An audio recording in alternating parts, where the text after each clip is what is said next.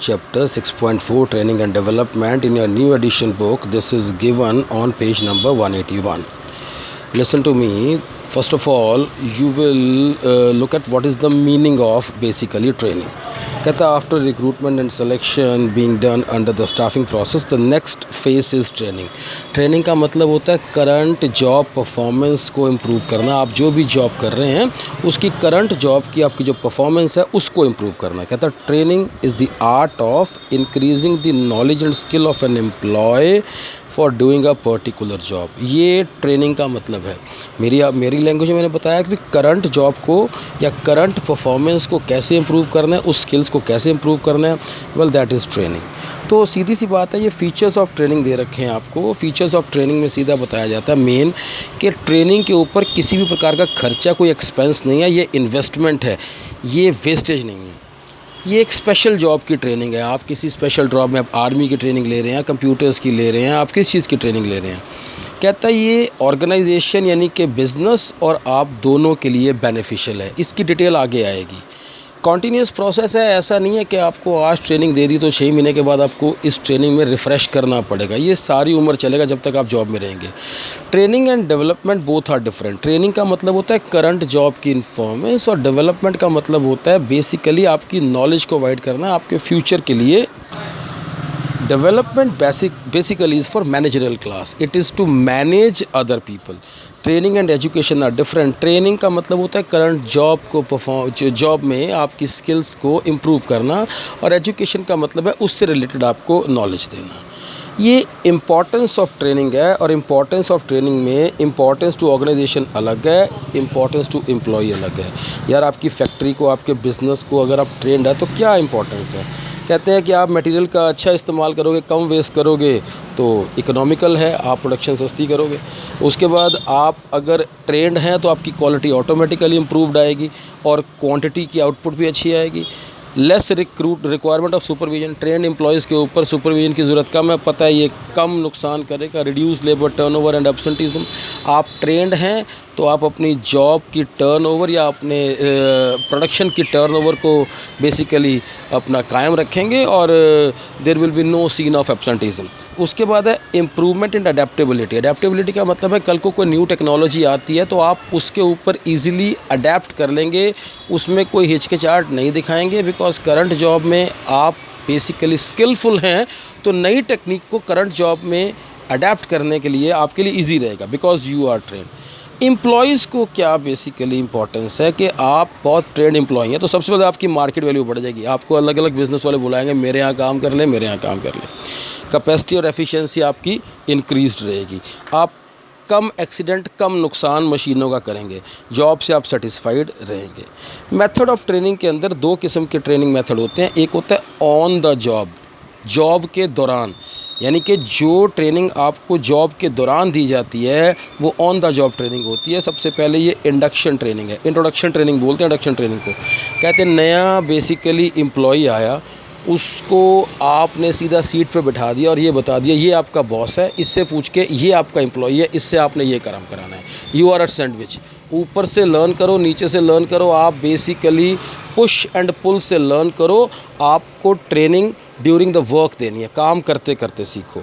Apprenticeship का सीधा सीधा मतलब है जो ये प्लम्बर्स होते हैं, इलेक्ट्रीशियंस होते हैं, जो कोई पढ़ लिख के नहीं, कह लो बचपन से एक प्लम्बर किसी प्लम्बर के साथ काम कर रहा है, छोटे छोटे बच्चे इलेक्ट्रीशियन का काम कर रहे होते हैं, तो वो ये जो उस्ताद जी कह के बड़े हो जाते हैं. आप कभी इलेक्ट्रीशियन बन गए, प्लम्बर बन गए, कुम्हार बन गए. इस सब ये जो स्किल्ड वर्कर हैं, जो हाथ के कारीगर होते हैं, इनकी ट्रेनिंग को अप्रेंटिसशिप ट्रेनिंग बोलते हैं. इंटर्नशिप का मतलब होता है इसमें से आप लगा लो आपको एजुकेशन और ट्रेनिंग दोनों दी जाती है. यानी कि सपोज़ आप एमसीए कर रहे हैं और एमसीए का आखिरी सेमेस्टर, आपको शायद आइडिया नहीं है, एमसीए या एमबीए का आखिरी सेमेस्टर आपको किसी फैक्ट्री में लाइव ट्रेनिंग करनी पड़ती है. तो आप ये समझ लो कि आपको training under this internship, training technical institutions and business organizations jointly impart. यानी कि टेक्निकल इंस्टीट्यूशन में तो आप ट्रेन होते हैं विद द मशीन्स, बिजनेस में आप इसको लाइव परफॉर्मेंस इसकी देखते हैं. This is when both business and technical institute they give you training in joint. This is internship training. उसके बाद एक होता है ऑन द जॉब ट्रेनिंग का, of the job training. Of the job यार सीधी सी बात है, फ़ौजी को जब तक आप पूरे स्किल्स के साथ ट्रेन नहीं कर सकते या ट्रेन नहीं करेंगे तब तक आप उसको जंग पे नहीं भेजेंगे। सीधी सी बात है। तो फ़ौजियों के लिए ट्रेनिंग स्कूल, सैनिक स्कूल्स, आपकी अकेडमीज़, हथियारों की ये सब अलग होती हैं, ये ऑफ द जॉब ट्रेनिंग है। पायलट्स के लिए ट्रेनिंग सेंटर अलग है। जब तक आप पायलट फुल्ली ट्रेन नहीं हो जाता उसको जहाज चलाने को नहीं देंगे।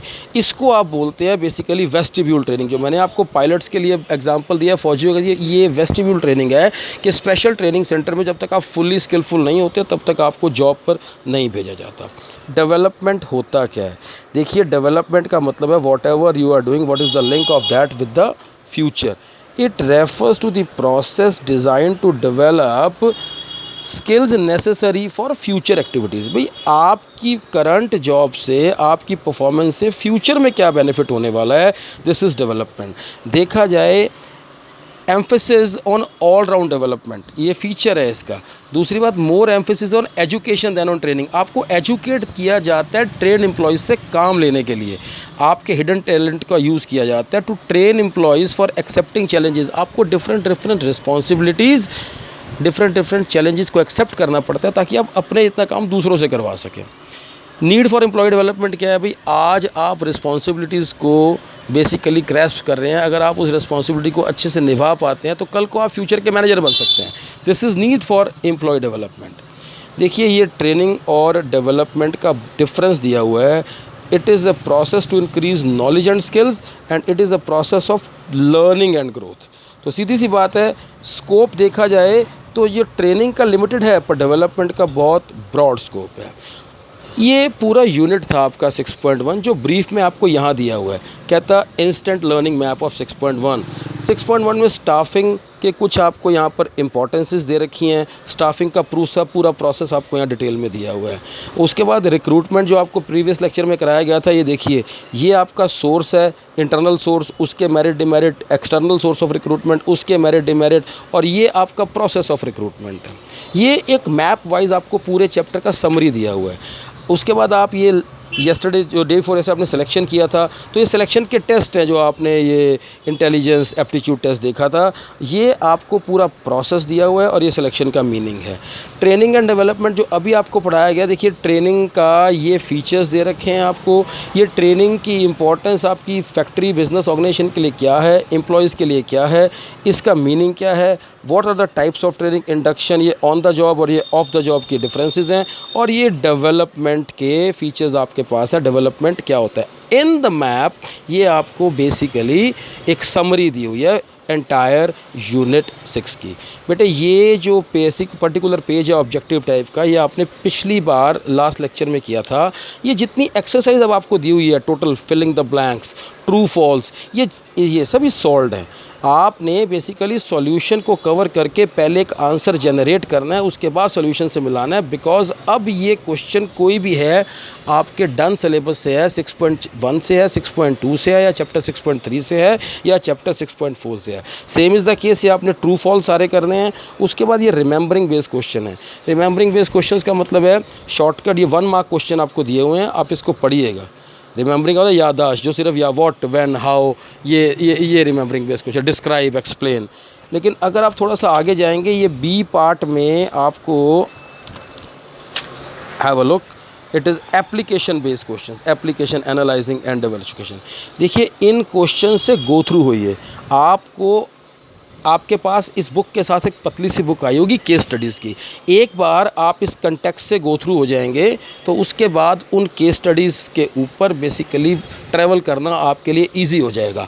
क्वेश्चन का ना समझ में आना भी एक स्टेप आगे जाना है, पर क्वेश्चन का पता ही ना होना, that is not a process. ये NCERT बुक के क्वेश्चंस हैं, आप सिर्फ इनको पढ़िएगा, देखिएगा कि इन क्वेश्चंस के आंसर्स आपको आते हैं या नहीं आते, ये बात की बात है।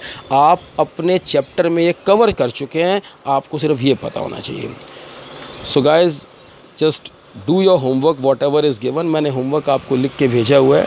आप इस ट्रेनिंग के अंदर ट्रेनिंग और डेवलपमेंट की इम्पोर्टेंस करेंगे, फीचर्स करेंगे, आप उसको फेयर कॉपी में नोट करेंगे। Please take care, good bye, God bless.